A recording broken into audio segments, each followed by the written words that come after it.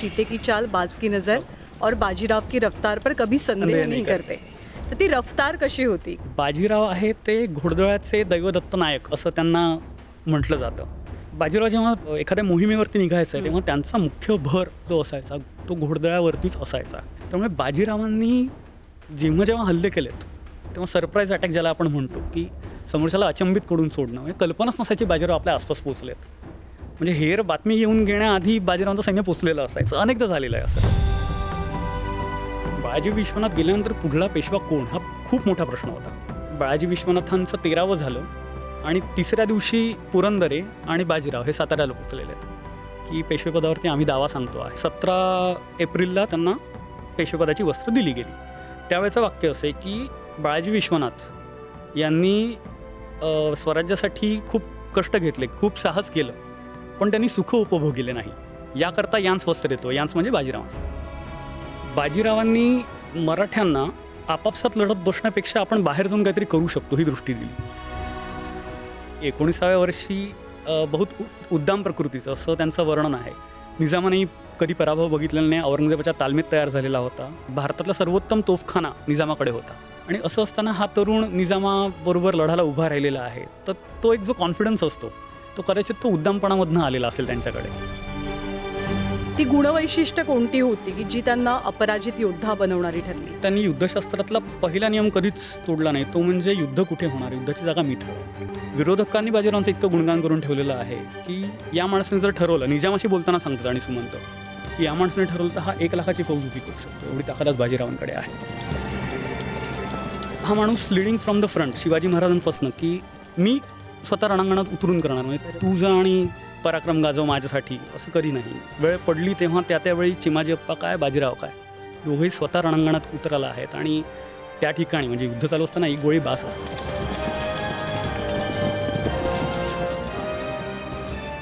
नमस्कार, मी ज्ञानदा कदम या विशेष पॉडकास्टमध्ये आपल्या सर्वांचं स्वागत करते. आजच्या पॉडकास्टमध्ये इतिहास जाणून घेणार आहोत एका अपराजित आणि अजेय योद्ध्याचा.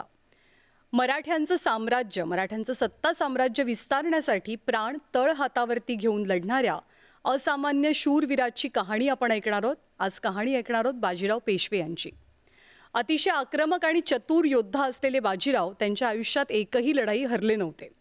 वाऱ्यालाही लाजवेल असा घोडेस्वारीचा वेग, तुफानालाही घाबरेल अशी आक्रमकता, काळाच्याही पुढे धावणारी त्यांची युद्धनीती, त्यामुळे खरोखरच बाजीराव असामान्य होते.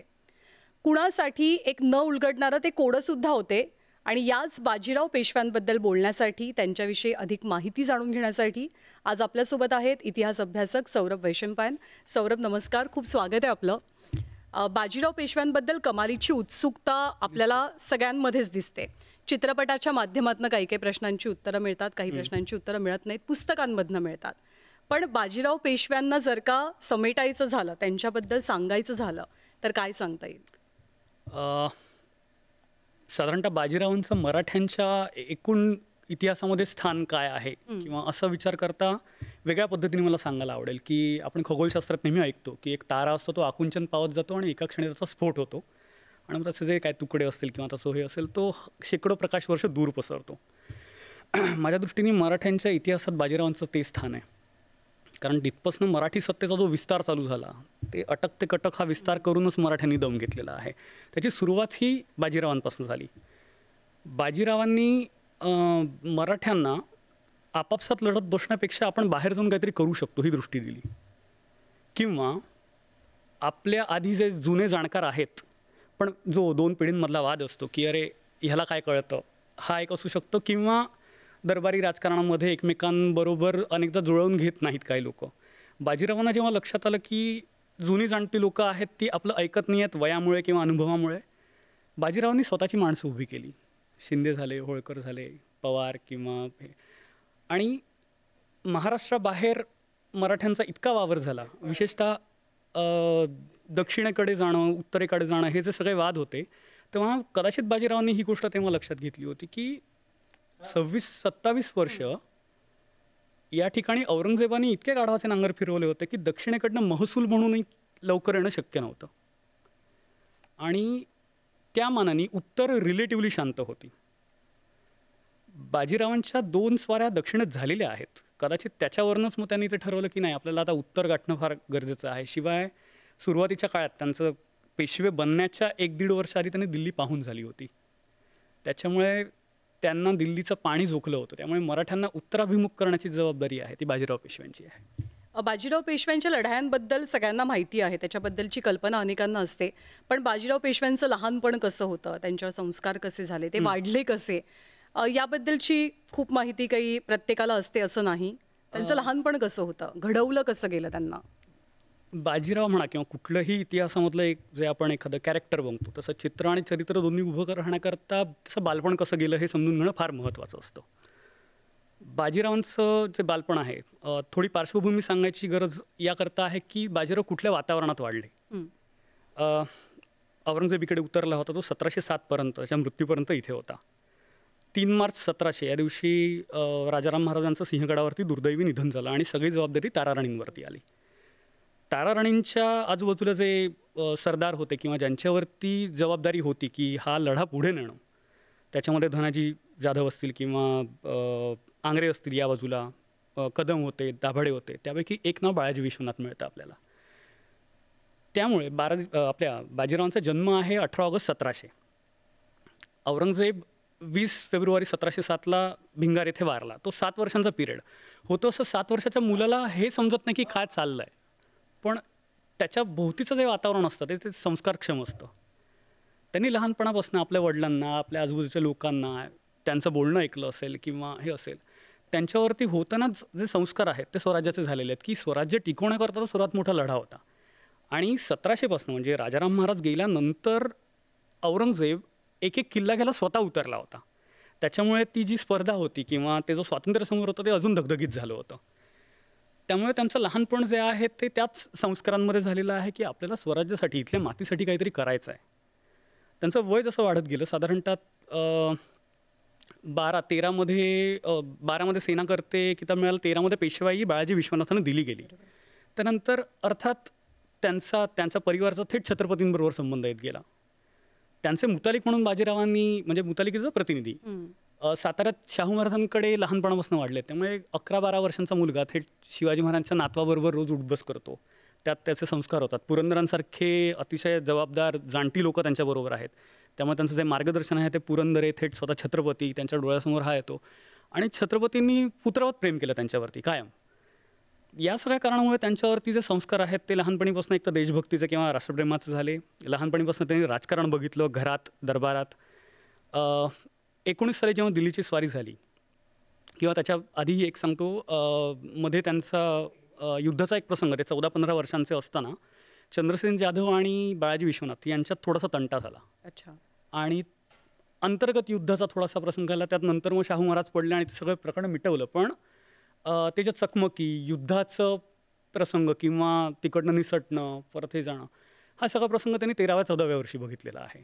मग पुढे 5 वर्षांनी जेव्हा 18 वर्षांचे, 19 वर्षांचे जेमतेम असतील, त्यांनी दिल्लीची पूर्ण स्वारी बघितलेली आहे. म्हणजे इकडनं जाऊन मराठ्यांनी बादशाह बदलला आहे.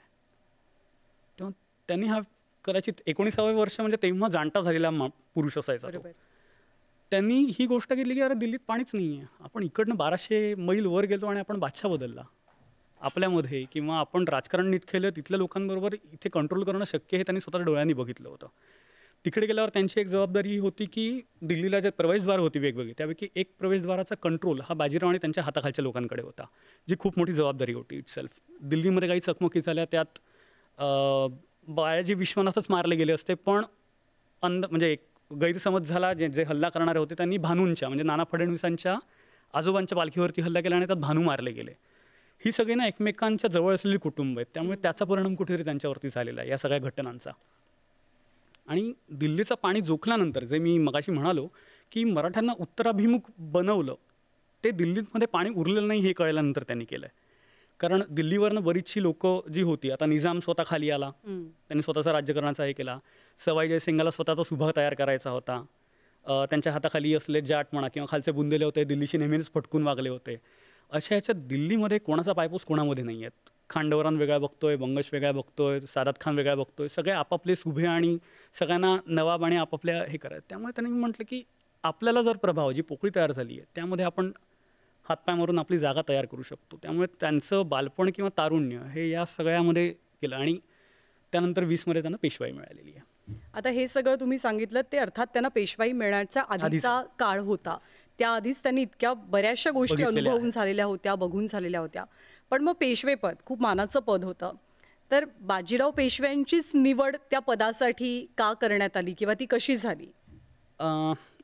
2 एप्रिल 1720 या दिवशी बाळाजी विश्वनाथांचं निधन झालं. बेसिकली त्याच्या आधी त्यांनी कोल्हापूर आणि साताऱ्यामध्ये जे लहान मोठी युद्ध चालू असायची, काही दिवस आधी ते करवीरकरांबरोबर एक युद्ध करून आले होते. त्यानंतर ते आजारी पडले आणि अल्प आजारात त्यांचा आठवडाभरात 10 दिवसात त्यांचं निधन झालं. आणि फार अनपेक्षित होतं. म्हणजे कोणालाच तापानी माणूस आडवा होतो आणि वारतो.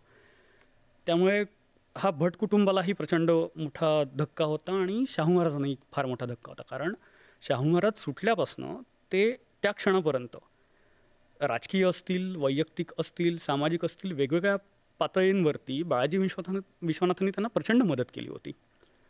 त्यामुळे अचानक आपला पेशवा गेला म्हटल्यानंतर जो एक धक्का असतो राज्याला, तो शाहू महाराजांनाही होता. बरं, पेशवा गेल्यानंतर बाळाजी विश्वनाथ असेपर्यंत सगळं ठीक होतं. बाळाजी विश्वनाथ गेल्यानंतर पुढला पेशवा कोण हा खूप मोठा प्रश्न होता. आणि पेशवेपदासाठी अनेक जण स्पर्धेत होते. प्रतिनिधी असतील किंवा चास्कर जोशी जे बाजीरावाच्या सासरकडचे, तेही त्या स्पर्धेत होते. सावकार होते पण पेशवेपद या दृष्टीने तेही त्या स्पर्धेत होते. पुरंदरांसारखी जाणती लोक दरबारात होती. त्यामुळे स्पर्धा म्हटल्यानंतर दरबारी जे काय म्हणू आपण त्याला, मागणं दोऱ्या ओढणं असतं, पाय ओढणं असतं, या सगळ्या गोष्टी चालू झाल्या होत्या. पेशवेपदावर अधिक चर्चा होऊन कोणीतरी नवीन उभं राहण्याच्या आधी म्हणजे बाळाजी विश्वनाथांचं 13वं झालं आणि 3ऱ्या दिवशी पुरंदरे आणि बाजीराव हे साताऱ्याला पोचलेले आहेत की पेशवेपदावरती आम्ही दावा सांगतो आहे आणि मी स्वतः सांगतो की मी पेशवेपदासाठी रिक्वेस्ट करतो की मला द्या. त्यावेळी शाहू महाराज कराडजवळ होते. मसूर नावाचं गाव आहे, तिकडे त्यांची भेट झाली आणि मग पेशवा त्यांना 17 एप्रिलला त्यांना पेशवेपदाची वस्त्र दिली गेली. त्यावेळेचं वाक्य असं आहे की बाळाजी विश्वनाथ यांनी स्वराज्यासाठी खूप कष्ट घेतले, खूप साहस केलं, पण त्यांनी सुख उपभोगले नाही. याकरता यांस वस्त्र देतो. यांस म्हणजे बाजीरावास. यांच्या नशिबी असल्यास राहील, नाही अन्यथा पुढे विचार करण्यात येईल. यांचा नशिबी असल्यास शंभू कृपा करेल, अन्यथा पुढे विचार होईल. असं करून त्यांना ते परंपरागत दिलं गेलं. हे पहिल्यांदा घडत होतं की पेशवेपद परंपरागत जात आहे किंवा ते दिल्यानंतर. आणि होतं काय, बाजीराव आहेत त्यांना पेशवेपद देऊ नये याकरता बऱ्याच लोकांचा सल्ला होता की या तरुणाला पेशवेपद देऊ नका. 19.5 वर्षांचे होते बाजीराव.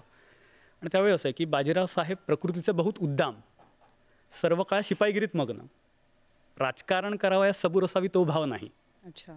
त्यामुळे हा तरुण सरदेसाईंनी फार छान वाक्य केलेलं आहे की शाहू महाराजांना भीती वाटत होती की पेशवेपदाचं सुकाणू हातात आलं तर हा तरुण स्वराज्याची नौका कुठल्या तरी खडकावर नेऊन आपटेल, असं ते सरदेसाईंनी फार छान वाक्य दिलं आहे.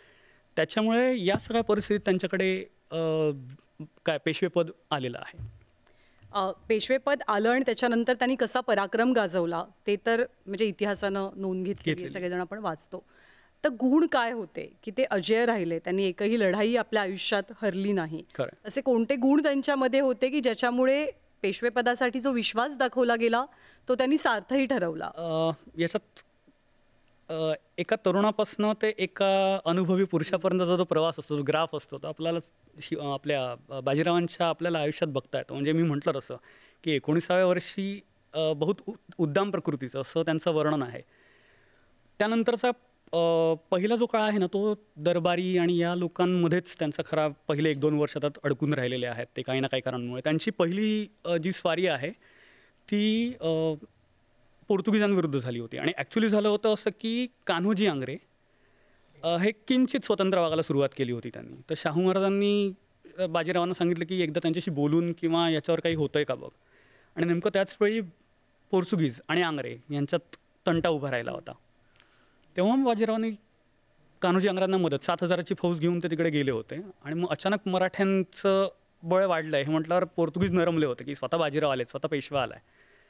हे केल्यानंतर पहिलं राजकारण झाल्यानंतर त्यांनी अशा पद्धतीने ते दिसलं की बाबा हां हँडल करू शकतो आहे तरुण.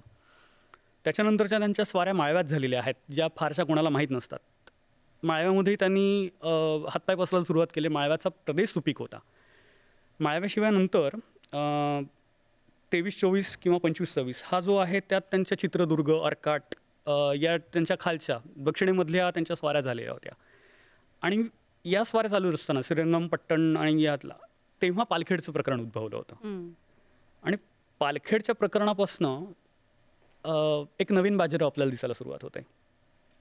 कारण त्यावेळी बाजीरावांचं वय 27-28, दुप्पट वयाचा निजाम तेव्हा 55-56चा असेल निजाम तेव्हा किंवा त्याहूनही थोडा जास्त. निजामानेही कधी पराभव बघितलेला नाही. औरंगजेबाच्या तालमीत तयार झालेला होता. निजामाकडे काय म्हणतात भारतातला सर्वोत्तम तोफखाना निजामाकडे होता. आणि असं असताना हा तरुण निजामाबरोबर लढायला उभा राहिलेला आहे. तर तो एक जो कॉन्फिडन्स असतो तो कदाचित तो उद्दामपणामधनं आलेला असेल त्यांच्याकडे, किंवा जे लहानपणापासून त्यांच्यावरती संस्कार झाले की अरे नाही, आपल्याला आपले पूर्वज किंवा आपले वडील ज्या गोष्टीसाठी लढले त्या गोष्टीला टिकवण्याकरता किंवा आत्ता जर आपण उभे राहिलो नाही तर शाहू महाराजांच्या गादीला धोका आहे.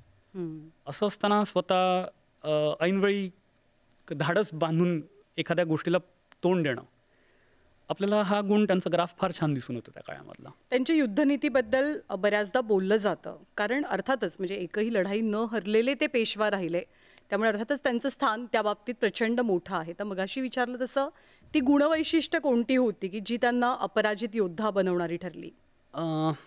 आपण जेव्हा बाजीरावांचा योद्धा म्हणून विचार करतो तेव्हा त्यांनी युद्धशास्त्रातला पहिला नियम कधीच तोडला नाही. तो म्हणजे युद्ध कुठे होणार, युद्धाची जागा मी ठरवणार. ओके. आपल्याला त्यांच्या पत्रातनं अनेक ठिकाणी दिसतं की अमुक एक समोरचा शत्रू वेगवेगळ्या वेळी वेगवेगळ्या काळामध्ये त्यांनी वेगवेगळ्या लोकांचा सामना केला. त्यांनी चिमाजी अप्पांना जी पत्र लिहिली आहेत स्वतः, ते आपल्याकरता फर्स्ट हँड अकाउंट आहे. स्वतः बाजीराव लिहित आहेत. अनेक पत्रांमध्ये हे दिसून येतं की आमच्या दोघांमध्ये इतकं इतकं अंतर आहे, समोरचा शत्रू आणि मी. आज अमुक एका गावात मी थांबलो आहे, पण या ठिकाणी मला युद्ध करता येणार नाही आहे. काही भौगोलिक कारणं असतील, सैन्य कमी असेल म्हणा, किंवा आपलं सैन्य दुसऱ्या ठिकाणी येऊन आपल्याला मिळणार असल्याने आपली संख्या वाढणार असेल, तोपर्यंत एक वेळ तुम्हाला ताणून न्यावा लागतो वेगवेगळ्या कारणांसाठी. तर युद्ध कुठे होईल हे मी ठरवणार, हे दरवेळी. त्यामुळे बाजीराव मुळात अर्धी लढाई तिथे जिंकली असायची की युद्धाची जागा, युद्धाची वेळ, युद्धाची दिशा ते ठरवायचे. ओके. म्हणजे आपल्याला शिवाजी महाराजांकडनं जे खालपर्यंत उतरलं होतं की प्रतापगडचं युद्ध कुठे होणार मी ठरवणार, उंबरखिंडीचं युद्ध कुठे होणार मी ठरवणार. पावनखिंडीचं अचानक आलेलं जरी प्रसंग असला तरी ही जागा युद्धासाठी त्यातल्या त्यात बरी आहे. त्यामुळे पावनखिंडीच्या याच्यात जे बाजीप्रभू उभे राहिले होते, किंवा साल्हेरच्या युद्धामध्ये कुठल्या दिशेने 3 दिशांनी सैन्य आलं होतं. शिवाजी महाराजांपासून हे झिरपत आलेलं आहे. पुढे संताजी धनाजी, युद्ध कुठे होणार ते आम्ही ठरवणार. तो पहिला नियम बाजीरावांनी कधीच मोडला नाही. त्यांना असं वाटलं की ज्या ठिकाणी युद्ध करणं आपल्याला कठीण आहे, माघार घ्यायची. कारण उगाच चालून नेणं यात म्हणजे शूरपणा असेल पण शहाणपणा नाही आहे. बाजीरावांनी शहाणपणा कधीच सोडला नाही. म्हणजे निजामाचं प्रकरण झालं असेल, तुमचं दिल्लीची स्वारी असेल, दुर्दैवानी सेनापतींबरोबर डभईची लढाई जी दाभाड्यांबरोबर करावी लागली दुर्दैवानी, त्यात असेल. अनेक याच्यात बाजीराव तिकडनं निसटताना दिसतात की सैन्य आलं आहे, 2 कोस अंतरे मी पुढे आलो आहे, 2 कोस अंतरे मी पुढे आलो आहे. आणि नेहमी शत्रू आणि स्वतःमध्ये ते इतकं अंतर ठेवायचं आहे की ती लालूच असते ना की अजून पुढे सरकावं, अजून पुढे सरकावं, की नजरेच्या टप्प्यात तर राहायचं. म्हणजे आणि शत्रूला पुढे येण्याकरता नेहमी त्यांनी एक प्रवृत्त केलं. बऱ्याचशा भोपाळच्या युद्धात आपल्याला ते दिसून येतं. त्यामुळे त्यांचा पहिला तो आहे. दुसरी गोष्ट, सैन्यावरती त्यांची प्रचंड कमांड होती. म्हणजे सुमंत म्हणून एक होता, तो प्रतिनिधी आणि या पक्षातला होता, बाजीरावांचा विरोधक होता. पण विरोधकांनी बाजीरावांचं इतकं गुणगान करून ठेवलेलं आहे की या माणसाने जर ठरवलं, निजामाशी बोलताना सांगतात आणि सुमंत की या माणसाने ठरवलं तर हा 1 लाखाची फौज उभी करू शकतो, एवढी ताकद बाजीरावांकडे आहे. एरवी बाजीराव आपल्याला 20-25 हजाराची फौज घेऊन फिरताना दिसतात, पण तुम्ही बाजीरावांच्या उगाच वाकड्यात जाण्यात आत्ता अर्थ नाही. आणि नुकतंच हे पालखेड प्रकरण झाल्यानंतरचं आहे हे की डभई आणि पालखेड याच्यामधलं ही घटना आहे. तेव्हा सुमंतांनी त्यांना सांगितलं होतं की हा माणूस आत्ता 1 लाखाची फौज उभी करू शकतो. त्याच्यामुळे त्यांची लष्करावर असलेली पकड, स्वतःच्या माणसांवरती असलेली पकड, आणि राजकारणामध्ये ना कधी कधी फटकळपणा फार गरजेचा असतो. तुम्हाला कमांडिंग पोझिशनमध्ये नेहमी राहावं लागतं. आपल्या हाताखालचे सरदार जर कटकट करतात असं त्यांच्या लक्षात आलं ते सरळ हे करायचं. मी चुकत नसेल तर बांडे आणि पवार यांच्यामध्ये भांडण किंवा असं आहे कुठल्या तरी गावावरनं किंवा ह्याच्यावरनं असेल. त्यांनी पत्र लिहिलेलं आहे की म्हणजे जो प्रसंग किंवा अडचणीचा होता की या सरदारा मातबर असता असं भांडण करणं हे पाजीपणाचं कर्म आहे. आणि ह्यांनी बांड्यांनी जर विचारलं तर परस्पर हा कागद दाखवा असं त्या पत्रात लिहून टाकलेलं आहे. त्यामुळे हा फटकरपणा असल्यामुळे ना बाजीरावांच्या विरोधात पटकन जायला कोणी तयार नसायचं की आपल्याला काय ऐकायला मिळेल किंवा आपल्या विरुद्ध काय ॲक्शन घेतील. त्याच्या पुढची गोष्ट शिस्त म्हणजे बाजीरावांविरुद्ध अशा तक्रारी गेल्या होत्या की बाजीराव जो तोफगोळ म्हणजे काय म्हणतात तोफांचा किंवा धान्याचा पैसा आहे तो मधल्यामध्ये बाजीराव खातात असा त्यावेळी त्यांच्यावरती आरोप झाला होता. तर शाहू महाराजांनी त्यांच्या मुतालिक म्हणून पुरंदरे होते.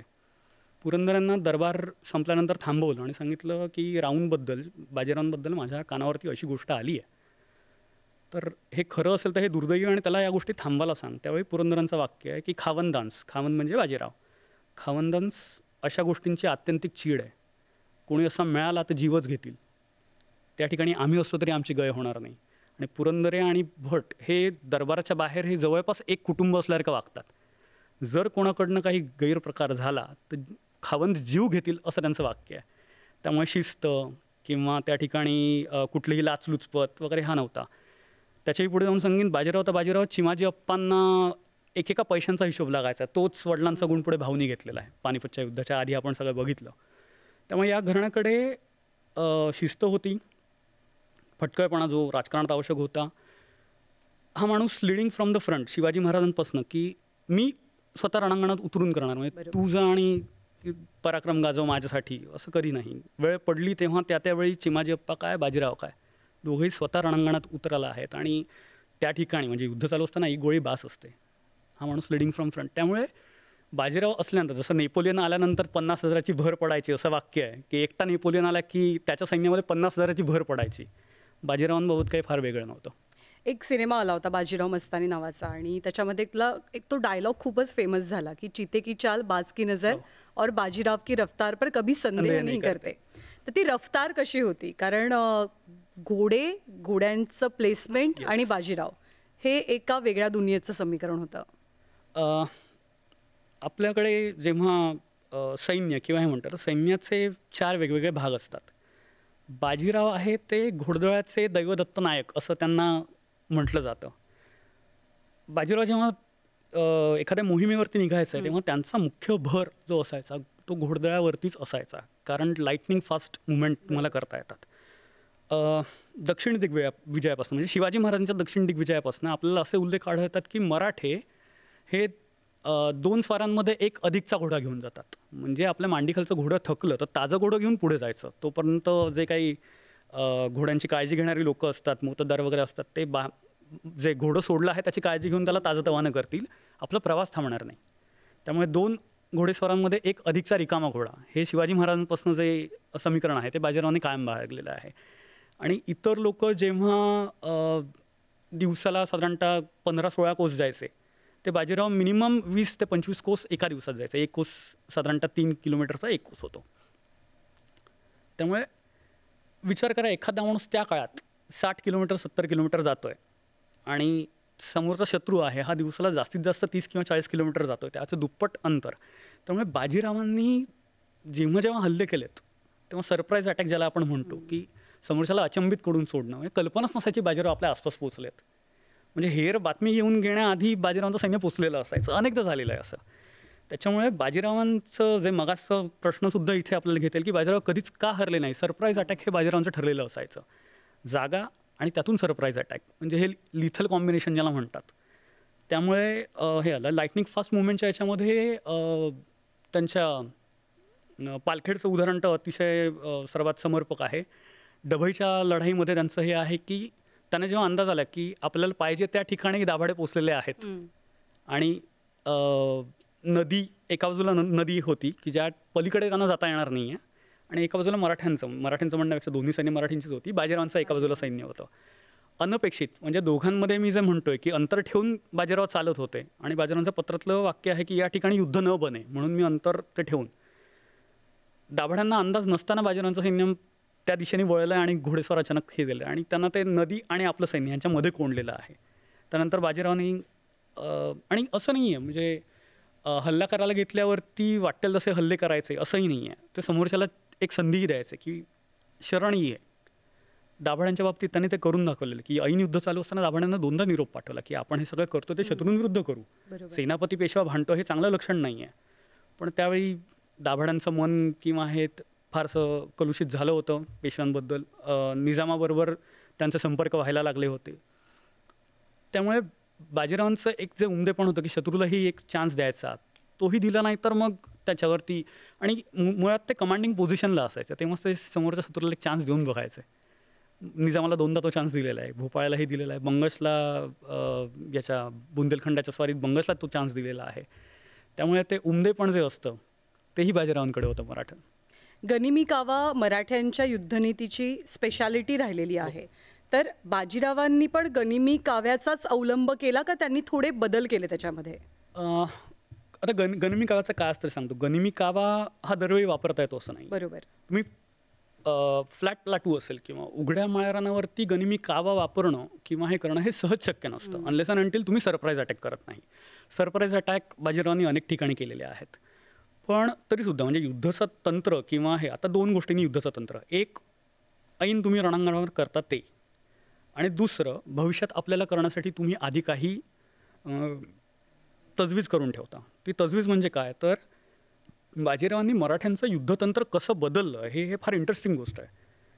पहिले कसं व्हायचं दसरा संपला की मराठी सैन्य सीमा उल्लंघायचं किंवा हे करायचं. मग मी इकडनं जाणार मग नर्मदा ओलांडणार मग पलीकडे गुजरातमध्ये जाणार राजपूतनं जाणार मायावात जाणार बुंदेलखंडात जाणार. अशा 1 स्वारा 2 स्वारा झाल्या किंवा हे झाल्यानंतर त्यांच्या लक्षात आलं की वेळ खूप जातो आहे, पैसा खूप जातो आहे.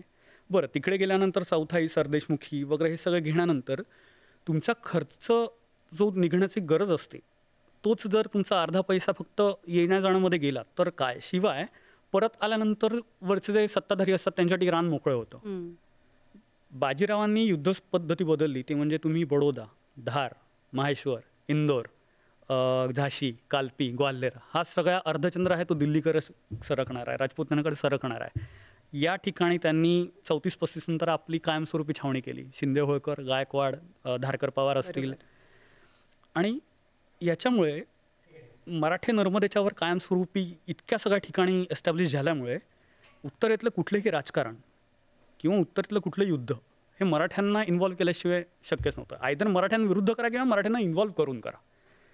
तेव्हा मी म्हटलं तसं की भविष्यात जी तरतूद करावी लागते ती बाजीरावांनी असं केलं. म्हणजे सुरुवातीला मी जे म्हणालो की एखाद्या ताराचा विस्फोट होतो आणि सगळीकडे पसरतात त्याचे अनेक प्रकाशवर्ष. मराठे त्या गतीने हे केलेले आहेत.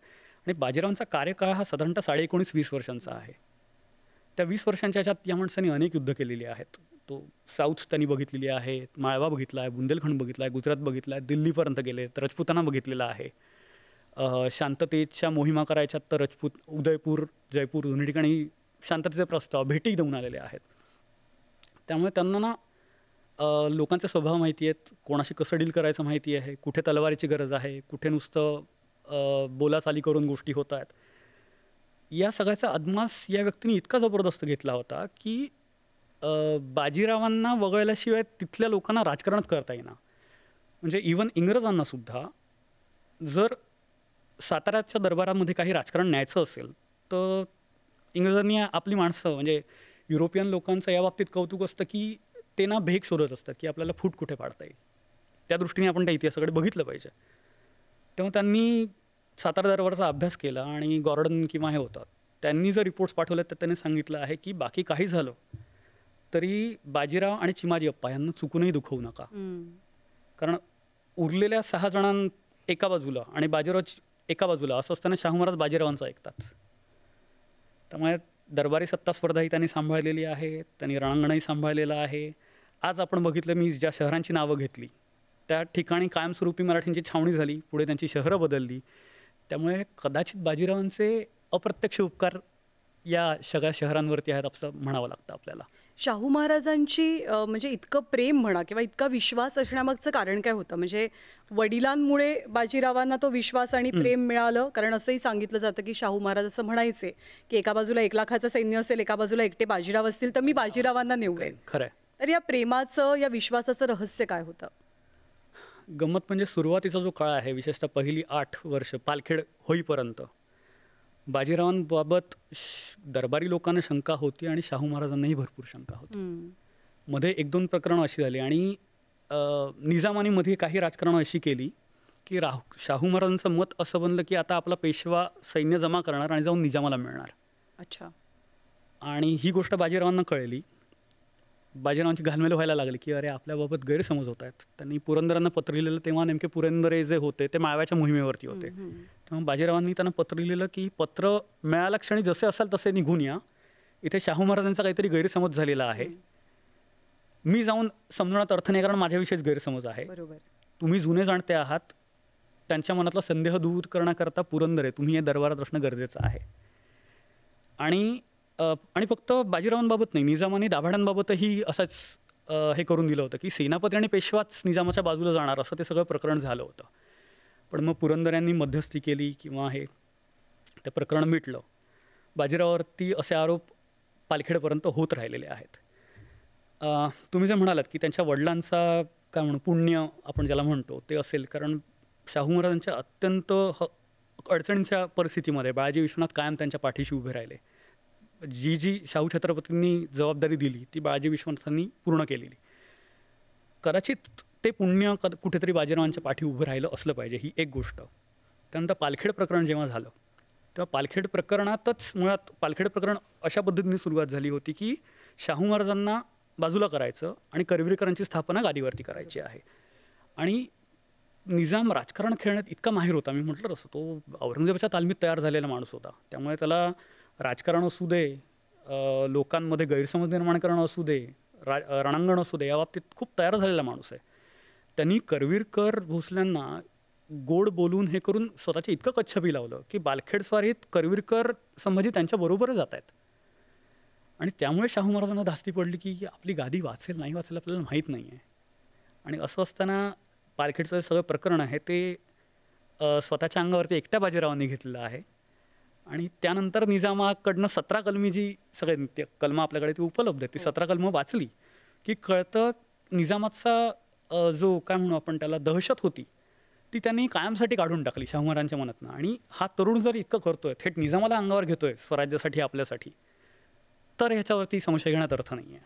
पालखेडचा वेळोवेळी उल्लेख होतोय, तर पालखेडबद्दल म्हणजे तिथे कोणती युद्धनीती वापरली, कशी चतुराई वापरली आणि अर्थातच ती कलमं, तर ती एक बौद्धिक चतुराई सुद्धा दिसली पालखेडमध्ये. निश्चित. ते कौशल्य कसं होतं बाजीरावांचं? पालखेडची मेन लढाई सांगण्याआधी त्याचा थोडासा आपण काय म्हणू आपण त्याला त्याच्या आधी काय घडलं हे सांगावं लागेल. सुरुवातीला म्हणजे निजाम इथे दक्षिणेत स्थिर होईपर्यंत सातारकरांची मदत निजामाला झालेली आहे की इथले आजूबाजूचे शत्रू निपटण्याकरता आपण निजामाचा वापर करू, असं मराठ्यांचं शाहू छत्रपतींचा होरा होता. आणि तिथे आपल्याला पाय रोवायचं असतील तर मराठ्यांशी जुळवून घ्यावं लागेल, ही निजामाची गरज होती. तर मुबारिज खान यांचं सगळं प्रकरण झालं किंवा तेव्हा मराठ्यांनी निजामाला मदत केलेली आहे. पण निजाम काय किंवा सिद्दी काय, ती एखाद्या पत्रिकेत ग्रह निचीचे असतात तसे हे 2 ग्रह मराठ्यांच्या पत्रिकेत कायम निचीचे आहेत आणि शेवटपर्यंत ते काढून करता आले नाही. म्हणजे भारत स्वतंत्र होईपर्यंत जंजिराही होते, निजामही होते. ते रादर भारतासाठी ते निचीचे पापग्रह ठरतात तसे झाले. पण या सगळ्या ह्याच्यामध्ये निजामाचं जेव्हा बस्तान बसलं त्या दक्षिणेत आणि ह्याच्यात, तेव्हा त्यांनी अंदाज घेतला की 2 गाद्यांमध्ये करवीरकर असतील किंवा ह्याच्यातलं याच्यात वरचढ कोण आहे, तर शाहू छत्रपती होते. त्यांनी हे केलं की शाहू छत्रपतींच्या गादीला एकदा धक्का लावला किंवा त्यांना बाजूला केलं की तुलनेने जी दुबळी गादी आहे करवीरकरांची किंवा त्यांच्यावरती आपण एका पद्धतीने उपकारच करू, त्यांना सत्तेवरती आणून, त्यामुळे ते कायम आपल्या उपकाराखाली राहतील, त्यामुळे दख्खन आपली राहील, हा सगळ्या विचाराने निजामाने सगळ्या हालचाली चालू केलेल्या आहेत. आणि मधल्या काळामध्ये तहांच्या वगैरे त्यांच्या गोष्टी चालू आहेत किंवा असं.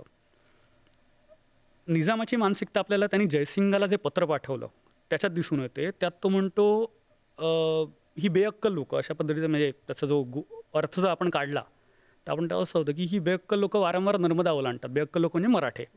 त्यांना मी अनेकदा सांगितलं की हे करू नका, बादशाला आवडत नाही. आता या वाक्याचा हसायला या करता येतं, कारण निजामानी स्वतःचं स्वतंत्र राज्य तर उभं केलं, पण दिल्लीपेक्षा मी वेगळा हे कधीच दाखवलं नाही त्यांनी. अशा पद्धतीने स्वतःचा सवतसुभा मांडून घेतला, पण दिल्लीपासून मी वेगळा नाही आणि मी बादशाची मर्जी सांभाळतो असं तो कायम दाखवत आला. जयसिंगला म्हणतो की बादशहानी सुद्धा मला पत्र लिहिली की शाहू महाराजांना सांग की मराठ्यांना नर्मदा ओलांडणं किंवा हे जे आहे ते योग्य नाही आहे. मी शाहू महाराजांना सुद्धा समजवायचा प्रयत्न केला, पण ते ऐकायच्या मनस्थितीत नाही आहेत. आणि त्याला भरीस पाडणारं कोण आहे, तर हा जो त्यांचा पेशवा आहे तो त्यांना भरीस पाडतो. त्याच्यामुळे आता यांचं उच्चाटन करणं ही माझी गरज आहे. म्हणजे तुम्हाला जो त्रास होतो नर्मदेच्या वरती, तो राजपुतांना असू दे किंवा बादशाला असू दे, तो कायमचा संपून जाईल. म्हणून मी करवीरकर छत्रपतींना आपल्या बाजूला घेतलेला आहे. त्या पत्रातनं निजामाची काय म्हणू आपण त्याला, ते राजकारण आहे. म्हणजे आपण शत्रू आहे म्हटल्यावर ते आपल्यासाठी ती हलकट मनोवृत्ती आहे, पण ते राजकारण आहे आणि त्यांनी ते राजकारण ह्या अँगलनीच घेतलेलं आहे. आता हा सगळा काळ ना 26-27च्या आसपासचा हा सगळा काळ आहे. तेव्हा बाजीराव खाली श्रीरंगपट्टणच्या ह्याच्यात गेले आणि त्या युद्धामध्ये ना दक्षिणेची दोन्ही युद्ध बाजीरावांना करावी लागली. त्यात मराठी सैन्याचं प्रचंड हाल झाले आहेत. उन्हाळ्यामुळे पाणी तिथलं होतं, पोटं खराब झाली सैनिकांची आणि अख्खी छावणी आजारी पडते, त्यात नुकसान असतं. हे सगळं कमी होतं की काय, निजाम किंवा हे तो महाराष्ट्राकडे सरकायला लागला, साताऱ्याकडे सरकायला लागला आणि शाहू महाराजांना अंदाज आला की हा आपल्यावरती आक्रमण करतोय. त्यांनी दक्षिणेत निरोप पाठवला की जसे असेल तसे वरच्या बाजूला या, साताऱ्याकडे या. त्यामुळे ती मोहीम जितकी झाली किंवा जितकं वसूल घ्यायचा होता तो घेऊन अत्यंत वेगाने बाजीरावांना साताऱ्याकडे यावं लागलं. साताऱ्याकडे आल्यानंतर नाही लक्षात आलं की सातारा ही युद्धभूमी तितकीशी चांगली नाही आहे. म्हणून मग शाहू महाराज आणि या सगळ्यांनी चर्चा करून ते पुरंदरकडे आले. आणि मग या सगळ्या ह्याच्यामध्ये ऐवज खान किंवा ही लोक हल्ला करायला लागली होती. मग आता ठीक आहे, युद्ध करायचंच आहे किंवा आहे, पण मी म्हटलं तसं निजामाकडे तोफखाना होता आणि त्यांनी सुरुवातीला औरंगजेबाचे टेक्निक वापरायला सुरुवात केली की तो एक किल्ल्याकडे जायला लागला. त्याच्यात उल्लेख आहे की लोहगडाच्याकडे गेला होता, तर लोहगडकरांनी ठेचून वाटेस लावले, त्यामुळे तो एकेका किल्ल्याकडे जात होता. मग मजबूत किल्ला त्यातल्यात कुठला आहे तर पुरंदर किंवा असा तो हे होता. त्यामुळे शाहू महाराजांच्या आज्ञा इमिजिएटली मध्ये कुठेही फिल्टर न लागता आपल्यापर्यंत पोहोचण्यासाठी आपला विश्वासू माणूस कोणीतरी पाहिजे. म्हणून शाहू महाराजांच्या दिमतीला त्यांनी स्वतःचा धाकटा भाऊ चिमाजी अप्पांना पुरंदरवरती ठेवलं. चिमाजींना सांगितलं की पुण्यापासून सातारा आणि खालचा भाग याकडे तुम्ही लक्ष ठेवायचं, पुण्याचा वरचा भाग मी सांभाळून घेईन. साधारणतः 27 ऑक्टोबरमध्ये ते पुण्यावरनं निघालेत. आता मी फक्त नावं घेतो आहे आणि होतं असं की मी जेव्हा नावं सांगतो किंवा हे करतो तेव्हा आपल्या डोळ्यासमोर ना आत्ताचा मॅप येतो. बरोबर. आणि साहजिक आहे ते. तर ठीक आहे, आत्ताच्या मॅपनुसार आपण जाऊ किंवा आहे ते. इकडनं निघाले पारनेर किंवा हे केलं, पारनेरवरनं ते पुढे पुणतांब्याला गेलेत. आधी मी तो सगळा मॅप सांगतो आणि मग लढाईकडे येतो. इकडनं पुणतांब्याच्या पलीकडचा जो भाग आहे, गोदावरीच्या पलीकडचा, हा सगळा निजामाचा मुलूक आहे. ओलांडल्यानंतर तो फोडून काढायला त्यांनी सुरुवात केली. तिकडनं ते औरंगाबादच्या दिशेकडे जातो असं दाखवलं, जी निजामाची उपराजधानी म्हणता येईल हालचाल करण्याच्या दृष्टीने. पण ते औरंगाबादवरनं जाता अजून पुढे गेले, जालना जाळलं, पुढे ते खाली उतरलेत, पूर्णा, परळी. आणि हे चालू असताना त्यांच्या मागे ऐवज खान लागलेला आहे. थोडंसं अंतर ठेवून निजाम त्यांच्या मागे मागे येतो आहे. म्हणजे त्यांनी पुरंदरकडनं सैन्य आपल्या पाठी घेतलेलं आहे. आणि पुन्हा तेच की कदाचित बाजीरावाला आपण गाठू शकू. त्यांच्या छोट्या मोठ्या चकमकीही व्हायच्या, बाजीरावाचं जे पिछाडीचं सैन्य असायचं बरोबर, त्याच्या चकमकीही व्हायच्या, पण मुख्य युद्ध असं कधीही नाही. पूर्ण परळीकडनं थेट ते वरच्या बाजूला वळलेले आणि विदर्भापर्यंत गेले. तर अकोल्याला वळसा घातलेला आहे. म्हणजे अंजनगाव सुरजी म्हणून तिथे गाव आहे, तिकडनं वळसा घालून हे पुन्हा जळगावकडे माहूर आणि सगळं हा सगळा भाग आहे ना, हा निजामाचा भाग आहे. हा सगळा जाळपोळ करत लुटत आणि हे ते साधारणतः माहूरच्या आसपास असताना त्यांनी हूल उठवली, मी बऱ्हाणपूर जाळायला चाललो आहे. बऱ्हाणपूर जर बाजीरावांनी जाळलं तर निजामाचं नाक कापलं गेलं असतं. कारण मी म्हटलं असतं, निजामाने स्वतःला कधीही दिल्लीपेक्षा वेगळं दाखवलं नाही. बुऱ्हाणपूर हे पुन्हा म्हणजे औरंगजेबाच्या वेळी जसं महत्त्व होतं तेच महत्त्व त्यावेळी होतं. बुऱ्हाणपूर झालं तर मग निजामाने काय केलं हा प्रश्न दिल्लीवरनं आला असता. पण ती हूल उठवली आणि बुऱ्हाणपूरकडे न जाता हे जळगाववरून आपल्या भडोजकडे गेलेत, गुजरातकडे गेलेले आहेत. तेव्हा परत त्यांचा सैन्याचा जो होतं काय, तुम्ही जेव्हा हूल उठवता आणि दुसरीकडे जाता तेव्हा शत्रू मेंटली आणि त्याचं लॉजिस्टिक याचा विचार करता तो त्या दिशेने जायला सुरुवात झालेली असते. अचानक काहीतरी दुसऱ्या बाजूला बाजीराव वळायचे आणि जो विचार केला असायचा की मी या ठिकाणी युद्ध करीन, अमुक करता येईल, शत्रूचे सगळे विचार कोलॅप्स व्हायचे. एवढं लॉजिस्टिक्स, तोफा, हत्ती, घोडे, त्यांचं खाणं, माणसं, हे सगळे त्या जोशात असायचे की आता आपल्याला बुऱ्हाणपूरला जायचं आहे. आणि मग कळतं अरे बाजीराव तर गुजरातकडे गेलेत. समोरच्या शत्रूला अंदाजच लागू द्यायचा नाही. आणि मग अशी सांगताना राहिलं, हे पुणतांब्यावरनं ओलांडून जेव्हा खाली पूर्णा परळीकडे गेले, मध्ये ते पालखेडला ऑलरेडी एक वळसा घालून गेलेले आहेत. त्यामुळे जाताना त्यांनी पालखेडची जागा सगळी बघितली. अजंठा वेरूळच्या खालनं जो औरंगाबादकडे जाणारा रस्ता आहे तिथे मध्ये पालखेड आहे. त्यामुळे जाताना बाजीराव एकदा पालखेडवरनं गेलेले आहेत. जळगाववरनं ते भडोजकडे जायला सुरुवात केली. आता भडोजकडे जाण्याचं कारण ते असतं की निजाम पाठीवरती आहे, अवज खान आणि सगळे. भडोजमध्ये सरबुलंद खान हा मुघलांचा सरदार बसलेला आहे. सरबुलंद खान आणि निजाम यांचं एकमेकांशी अजिबात पटत नाही. भडोजकडे जाताना ह्यांनी आवई उठवली की मी निजामाच्या पाठिंब्याने चौथाही गोळा करायला येतो आहे. त्यामुळे सरबुलंद खानाने युद्धाची तयारी केली. मधल्यामध्ये बदनाम झाला निजाम. त्यामुळे निजामाची चिडचिड झाली, अरे मीच तुझ्या पाठी लागलेलो आहे आणि तू माझं नाव घेऊन काय सांगतो. त्यामुळे निजामाची अजून चिडचिड झाली. निजामाने मध्येच पाठलाग सोडला, कारण सरबुलंद खान आणि बाजीराव उद्या एक झाले आणि उलटले तर आपलं सैन्य आहे ते मारलं जाईल. मग काय करायचं. एक तर निजाम चिडला होता आणि सरबुलंद खान आणि बाजीराव एकत्र होण्याची शक्यता कदाचित त्याला वाटली असेल, तो पुण्याकडे वळला. आणि या सगळ्या ह्याच्यात करवीरकर छत्रपती त्यांच्याबरोबर आहेत. त्या रागाच्यामध्ये तो पुण्याला, त्यांनी नगरमार्गे तो खालती पुण्याला आला. त्यांनी पुण्यातलं बराचसा गाव आहे ते बरंचसं जाळपोळ केली. मग पुण्यातच त्यांनी करवीरकर छत्रपतींचं रामनगरच्या राजकन्येबरोबर लग्नही लावून दिलं आहे पुण्यात. आणि काही आठवडे निजाम पुण्यात आहे या सगळ्या दरम्यान. आणि मग पुढे गेल्यानंतर सरबुलंद खानच्या वाटेला हे गेलेच नाहीत. अर्थात सरबुलंद खानकडनं जो बागलाण एरिया आपण जो म्हणतो आता, नाशिक आणि गुजरातच्या मधला भाग आहे, तिकडे सोनगड म्हणून भाग आहे, तिकडे आले. अचानक सोनगड जिंकला. सोनगडच्या आसपास असताना त्याला कळलं की हा पुण्यामध्ये नासधूस करतो आहे किंवा आहे. तर दोन्ही बाजूंचे हेर एकमेकांचा आदमास घेतच असतात. त्या परिसरामध्ये त्यांनी असं केलं की आता मी औरंगाबादकडे जाईन. पुन्हा औरंगाबादवरती बिलामत कोसळणार म्हटल्यावरती यांनी घाईघाईनी निजामाने पुण्यावरनं या बाजूला प्रस्थान चालू केलं. कोणाला काही अंदाज नसताना बाजीराव पुन्हा बॉर्डर ओलांडून, नर्मदा ओलांडून अलीमोहनला गेले. आता अलीमोहन आत्ता गुजरात आणि मध्य प्रदेश यांचे बॉर्डर आहे, त्या भागात अलीमोहन आहे. कोणाला हे कळायलाच मार्ग नव्हता की आता बाजीराव परत अलीमोहनला का गेलेले आहेत. अलीमोहनवरून एक परत प्रवास करून बाबा प्यारे घाट आणि हे सगळं करून ते याच्या धुळ्याच्या वर बेटावद म्हणून गाव आहे त्या ठिकाणी पोचले. त्या ठिकाणी असताना त्यांना बातमी लागली की हा पुण्यावरनं निघाला आणि नगरच्या भागात आहे. तिथे त्यांनी सांगितलं की आता मी औरंगाबाद जाणार. निजामाला अंदाज आला की आपण या स्पीडनी पुढे राहिलो, तोफखाना आणि हे सगळं, तर आपण काय औरंगाबादपर्यंत पोहोचणार नाही, औरंगाबाद जाणार. निजामाने आपला बराचसा तोफखाना नगरला सोडला, जे त्याचं सर्वात मोठं हत्यार होतं. बाजीराव अर्धी लढाई तिथे जिंकले. परत पुणतांब्यापर्यंत आले. पुणतांब्याला त्यांना लक्षात आलं की अजूनही आपला स्पीड कमी पडतो आहे. त्यावेळी त्यांनी हे केलं की जे जंबुरे असतात, ज्या छोटा तोफा असतात त्याच फक्त पुढे न्यायच्या, पण गोदावरी ओलांडण्याकरता. आणि कसं असतं, सैन्य जेव्हा पुढे सरकतं ना, एखाद्या ठिकाणी छावणी करायची असेल, तुमचं सैन्य मोठं असेल तर छावणी करावी लागते. त्यासाठी पुढे जाऊन काही व्यवस्था करावी लागते. म्हणजे सैन्य आलं आणि छावणी बसली असं नसतं. ती छावणी सेटअप ज्याला म्हणतो ती करणारी लोकं आधी पुढे जातात. मग सैन्याचा काही भाग जातो, मग खासे येतात, मग पाठचं सैन्य येतं. अशा पद्धतीने याच्यामध्ये तोफा असतील, हत्ती असतील, ते सर्वात शेवटी येतात. हे लॉजिस्टिक्स सांगितलं मी. पुणतांब्याकडनं यांनी नदी ओलांडली तेव्हा मी म्हटलं तसं पहिल्यांदा छावणीचं सेटअप करणारी लोकं पुढे गेली असतील. ती जाऊन सैन्याचा पहिला टप्पा किंवा निजाम जोपर्यंत ओलांडत नाही आहे त्या दरम्यान पालखेडच्या आसपासची जी जागा आहे, त्यांना बाजीरावांना अंदाज आला होता की या ठिकाणी छावणी करायला जागा चांगली आहे. त्यामुळे बाजीरावाची गोदावरी ओलांडल्यानंतरची छावणी आहे ती या भागात बसू शकते. पुढे सेटअप करायला गेलेली जी लोकं आहेत त्यांना मराठ्यांच्या सैन्याने पळवून लावलं. म्हणजे पुढे गेल्यानंतर सेटअप करणारी माणसंच नाही आहेत.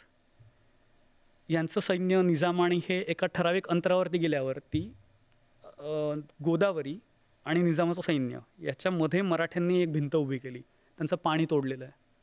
आणि आत्ता आपल्याला जसं सर्व ठिकाणी डॅम दिसतात, नदी दिसते, त्यामुळे फेब्रुवारीमध्ये पाण्याचा खडखडाट व्हायला सुरुवात झालेली असायची.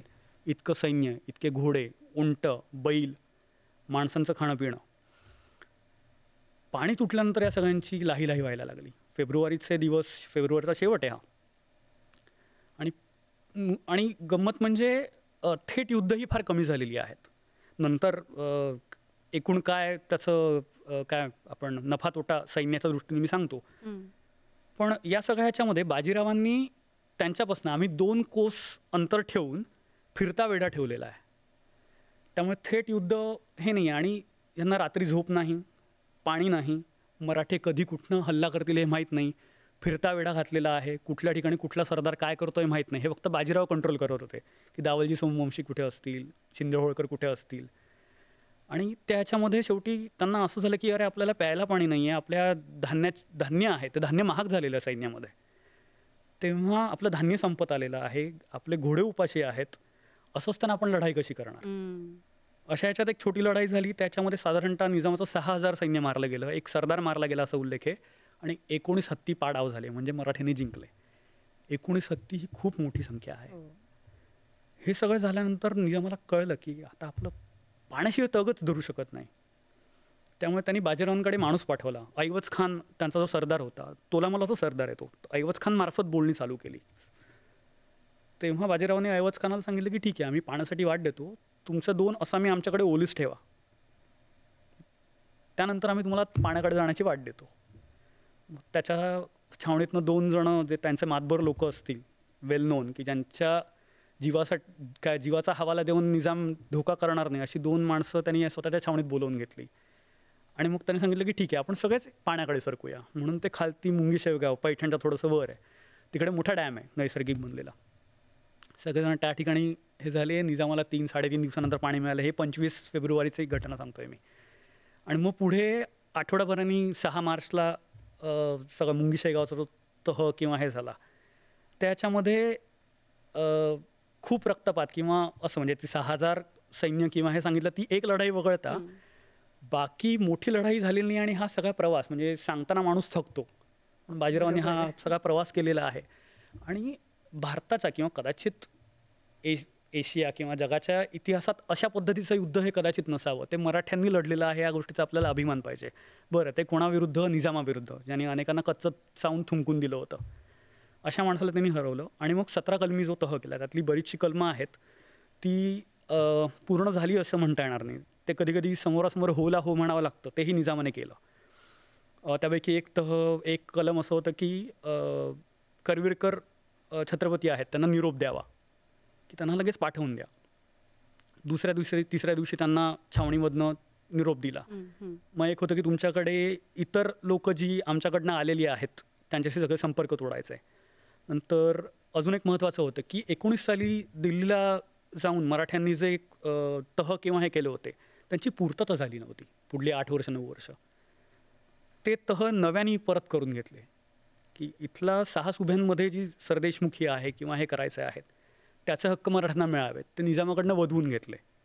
अर्थात मी म्हटलं तसं 17च्या 17 कलमं दरवेळी पूर्ण झाली आहेत अशी नाही. पुढे नानासाहेब पेशवा म्हणजे बाजीरावांचा मुलगा, त्यालाही त्याच्यामध्ये करावं लागलं. म्हणजे 19 पासून सुरू झालेला प्रवास पुढली तो 35-40 वर्ष राजकारण चालू होतं. त्यातला मधला टप्पा हे पालखेडचं युद्ध आहे. छत्रपती शिवाजी महाराजांच्या विचारांचा किंवा आयुष्याचा कसा पगडा पेशवे बाजीरावांवरती होता? याच्यात हे सांगता येतं. आपण एकंदरच पेशवे बाजीराव काय किंवा एकंदरच मराठ्यांचं जे अधिष्ठान आहे, ते वैचारिक अधिष्ठान हे कायमच शिवछत्रपती राहिले, कोणी असू दे. बाजीरावांच्या बाबतीत आपण जेव्हा म्हणतो तेव्हा मी युद्धाची उदाहरणं आता सांगितली, की जो कित्ता गिरवणं म्हणतो, गुरुचा कित्ता गिरवणं, तसं शिवाजी महाराज हे मराठ्यांच्या समोर एक गुरु, एक आदर्श किंवा एक ध्येय देणारी व्यक्ती म्हणून कायमच होते.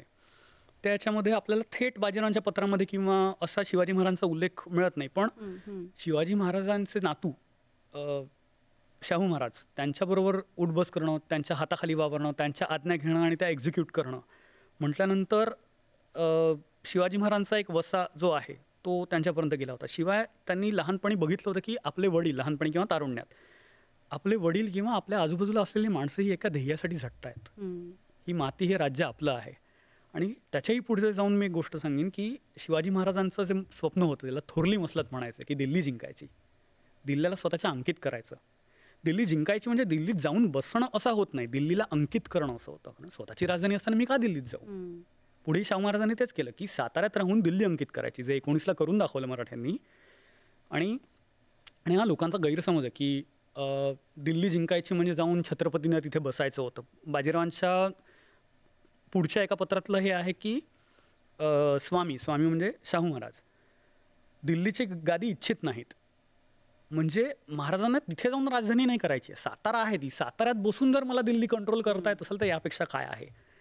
त्यामुळे दिल्ली जिंकण्याचं जे उद्दिष्ट आहे त्याची सुरुवात बाजीरावांनी करून दिली. म्हणजे बाजीरावांची दिल्ली मोहीम जी झाली होती ती अचानक ठरलेली होती. अजून एक गैरसमज आहे की बाजीराव दिल्ली जिंकण्यासाठी गेले होते, तसं नाही आहे. बाजीरावांची दिल्ली स्वारी ही अचानक ठरलेली आहे. मराठे या ठिकाणी तुमच्या नाकाखाली, ते म्हणतात ना नाकाला सूत लावून बसणं की तू कधी मरतोयस हे बघण्यासाठी, ते मराठे तुमच्या नाकाला सूत लावून बसलेत हे फक्त दर्शवण्यासाठी दिल्लीची स्वारी झालेली आहे. दिल्ली जिंकण्यासाठी यांच्याकडे बाजीरावांकडे तितकं सैन्यही नव्हतं की दिल्ली जिंकता येईल. दिल्ली खूप मजबूत शहर किंवा हे आहे, पण दिल्लीपर्यंत पोचणं स्वतःच्या हिमतीवरती. कारण 19ची जी स्वारी झाली ती सय्यद बंधूंच्या मदतीने मराठेवरती गेलेले आहेत, स्वतः दिल्ली दरबारामधली लोक. 37ला जी स्वारी झाली दिल्लीची ती बाजीरावांनी स्वतःच्या हिमतीवरती केलेली आहे. ती अचानक सरप्राईज अटॅक, दिल्लीसारखा सरप्राईज अटॅक मिळणं शक्य नाही आहे. त्यामुळे शिवाजी महाराजांचं जे स्वप्न आहे थोरली मसलत, त्याची सुरुवात बाजीरावांनी करून दिली असं म्हणायला काही हरकत नाही आहे. त्यामुळे महाराजांचा प्रभाव किंवा हे त्यांच्यावरती कायम आहे. आणि अजून एक सांगतो वाक्य, मी नानासाहेबांचं सांगतो. नानासाहेब पेशवा, बाजीरावांचा मुलगा, निजामाशी संबंधितच पत्र आहे. निजामाकडे पत्र गेलं होतं नानासाहेबांकडनं. त्यात लिहितात, आम्ही गनिम लोक, म्हणजे मराठे, आम्ही गनिम लोक, तो शिवाजी महाराजांचा शिष्य, असं स्पष्ट वाक्य त्याच्यामध्ये. हे तुमच्या घरातून किंवा तुमच्या रोजच्या राजकारणातनं आल्याशिवाय हे वाक्य बाहेर पडत नाही पत्रातनं. त्यासाठी तुमच्यावर तसे संस्कार व्हावे लागतात कायम. बरोबर. त्याच्यामुळे हे संस्कार बाळाजी विश्वनाथ, बाजीराव, नानासाहेब आणि पुढेही चालू राहिलेले आहेत. Thank you so much. मनापासून आभार आज वेळ दिल्याबद्दल. Thank you very much. आणि यानंतर या विशेष पॉडकास्टमध्ये वेळ झाली आत्ता इथेच थांबण्याची. ताज्या बातम्यांसाठी पाहत रहा News 18 लोकमत.